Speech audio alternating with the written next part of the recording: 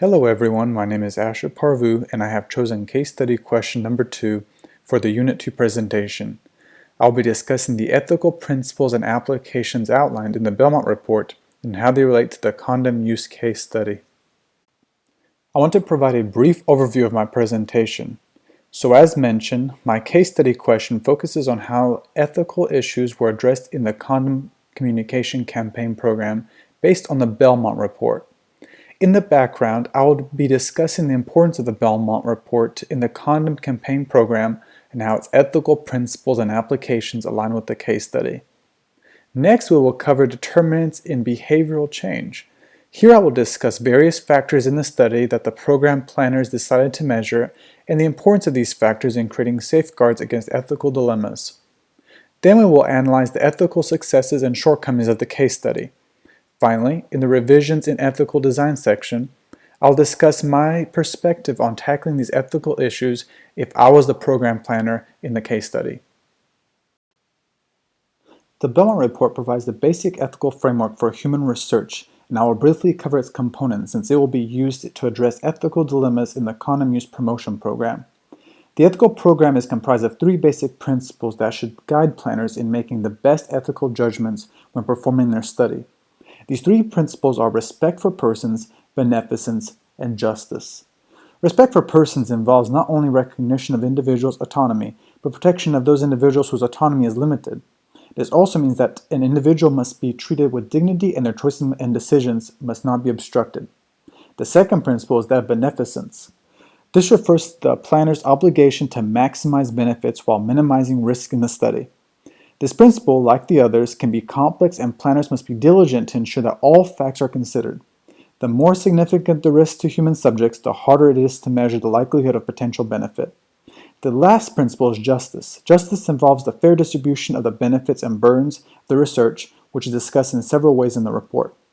The report also highlights the areas that these principles can be applied. Informed consent refers to getting permission from human subjects to carry out research projects after sharing all knowledge of risk and benefits. The elements of informed consent are information, comprehension, and willingness. In practice, respect for persons can be accomplished by obtaining informed consent from all individuals who are going to be research subjects.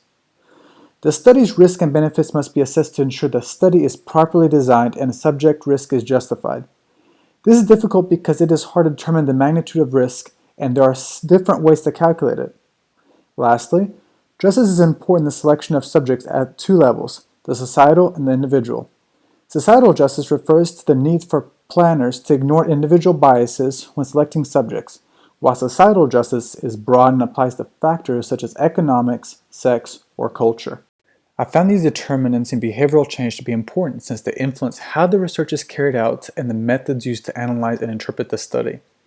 These behavioral change determinants also are unique instances that program planners can violate principles of the Belmont Report, so I looked for the implementation of specific safeguards by the planners.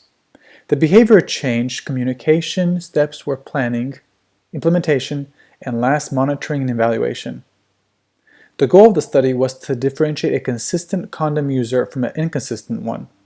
The theory was that if inconsistent users can be made to behave more like consistent users in their opportunity, ability, and motivation to behave, they'll be more likely to adopt the behavior of the condom user. The planning stage was essential because it dictated the course of the entire project. Researchers recruited respondents by randomized selection based on interviews conducted at certain HIV hotspots. The participants were then grouped into categories of behaviors and non-behaviors based upon those who used condoms and those who did not. After collection of participants' opinions about condom use, statistical data was used to conduct analysis and examine relationships between determinants and behavior. At this stage, confounding variables were controlled since they can introduce bias. Naturally, the opportunity to spread information about condom use is largely based on the study's design and the consideration of factors such as societal norms among subjects. However, while all determinants help define behavior, researchers did not select social norms as a determinant of condom use, since statistics showed that both behaviors and non-behaviors had similar perceptions about condom use in their community. Social support, beliefs, and perceived severity were identified as being most strongly associated with consistent condom use, but the determinant of perceived severity was only found to be consistent in one part of India. Social support was also not selected as a key determinant because it correlated less with condom use than did the beliefs. Beliefs were further analyzed, also further evaluated, and categorized based on condom use consistency and personal beliefs.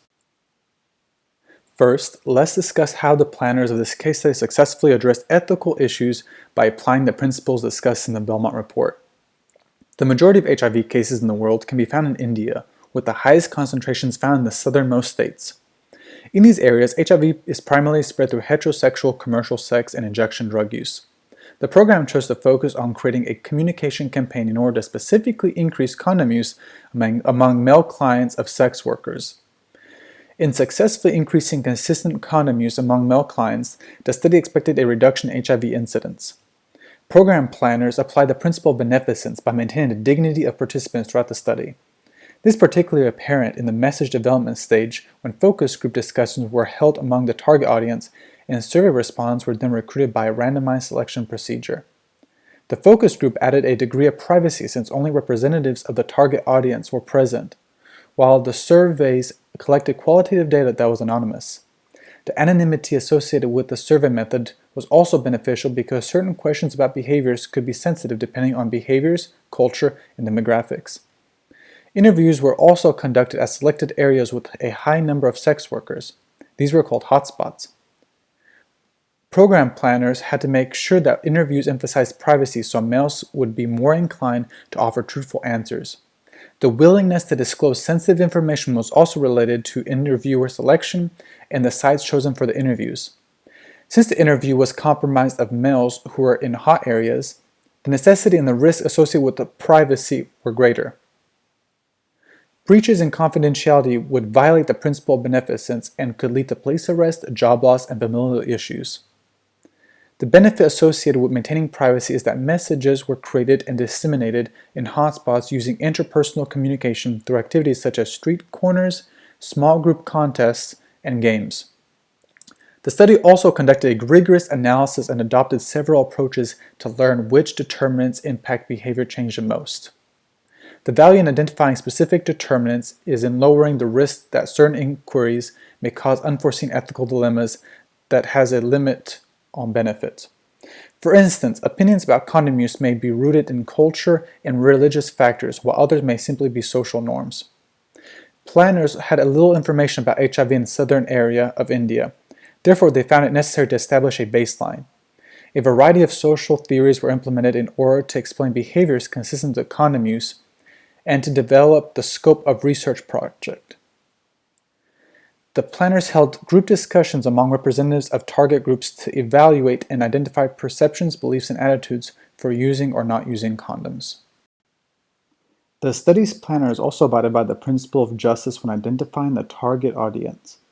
Male subjects were recognized as an essential target group because they can bridge high-risk groups to the general population. It is also decided that men often control the decision process regarding condom use in encounters with sex workers, and as a result, they should be included in the case study. Finally, the principle of justice can be applied to the selection of male participants who used or did not use condoms. There are several high-risk groups that are associated with the spread of HIV, and men also need to equally share in the burden and benefits associated with the research. The case study also took the Population Services International mission statement of meeting the needs of local income and vulnerable people. The mission statement focused on clients in several social economic classes designated by C, D, and E. These social economic classes are defined by the Indian government based on education levels and head of household income. This could apply to respective persons since the certain social economic classes may be restricted in civil liberties. The study allowed participants the freedom to withdraw from the study and accounted for cultural norms. Finally, to ensure the adaptation of the campaigns to local culture and language unique to each of the 4 states, program implementation was decentralized. The development helped improve communication that is needed to ensure that all male participants were aware of what the study was promoting and what it was trying to achieve. Despite the program successfully improving the use of condoms in hotspots, there were several shortcomings in adherence to the Belmont Report. A potential issue identified based on the principle of beneficence is that program planners' decision in using males as their subject group was influenced by the need for the research to complement the work of other partners. Planners also based their decision on cost, since targeting high-risk groups is the most effective way to contain the spread of HIV. Despite cost and complementation being necessary factors in research design, the study doesn't discuss how much overall influence these factors had. The case study also did not dedicate any time in discussing how basic ethical principles were applied in designing and conducting the study. Next, based on the principles of justice, the burdens and benefits of the study must be distributed fairly. However, the study mainly focused on heterosexual commercial sex and then discussed the aspect of men who have sex with men. In addition to this ethical dilemma, this creates potential bias and lack of representation of men who have sex with men. Despite the program planners being largely successful in meeting its objective, there are several ethical issues I would address differently if I was the program planner. First, prior to designing my study, I would list ethical concerns based on the principles highlighted in the Belmont Report. Next, I would put a larger emphasis on clearly defining the risks and benefits based on the principles of beneficence to the target group. The case study seemed to neglect notifying male patients in the target group of associated risks such as arrest, if they were drug users, shame, or even stigma based on cultural norms. Finally, the case study also created the ethical dilemma of violating the principle of justice of the Belmont Report. If I were the program planner, I would remove the low socioeconomic status designation from the target audience in order to account for all males regardless of socioeconomic status.